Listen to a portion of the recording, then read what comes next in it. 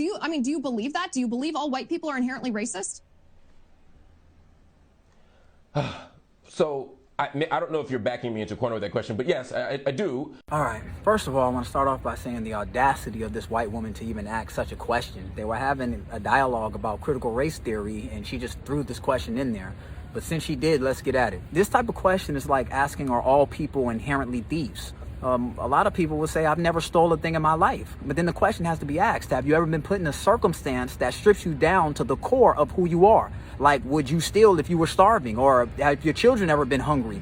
Your answers change based off of things like that. Well, the legacy of white supremacy has created a world that white people don't have to be racist in today. This is why it's so crazy when you run into somebody who actually is racist. It's like, you guys won and got away with everything. What are you mad about? What are you tripping about? Follow the language. Wherever you find their language, you will most likely find the most brutal forms of rape, torture, murder, pedophilia, slavery, deception, etc. How many Africans do you have speaking French, but they're not from France? Go all through South America, you'll run into black, brown, and red people who are speaking Spanish and they're not from Spain. Ask the Congolese people what happened when they came into contact with the white folks coming out of Belgium. Over 10 to 15 million of them murdered, mutilated, killed, children's body parts being hung up in the middle of the streets to make an example of who's in power there. Go to Brazil and see original people speaking Portuguese, but they're not from Portugal. Ask the Aborigines what happened when they came into contact with white folks in Australia. Hell, I'm speaking English right now, and ask the African and the Native Americans what happened when we came into contact with the English. Go to Bermuda and watch the Queen of England on their money,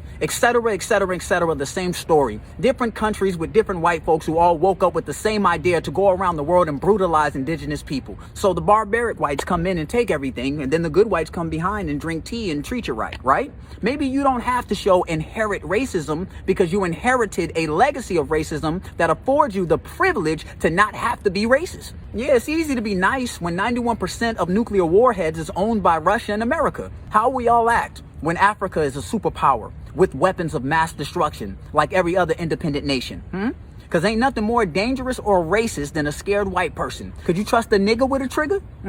I do believe that there are solid white folks in this climate who may want better for all. White people today have the chance to show a better face through action, not through lying about history, like how public school taught me that the first president, George Washington, never told a lie and then skipped over all the slaves that he owned. Bottom line, our days of trying to figure out if there are some good white folks, those days are over. Our only job is to produce independent culture that empowers us, that protects us, and that makes us less vulnerable to every damn thing.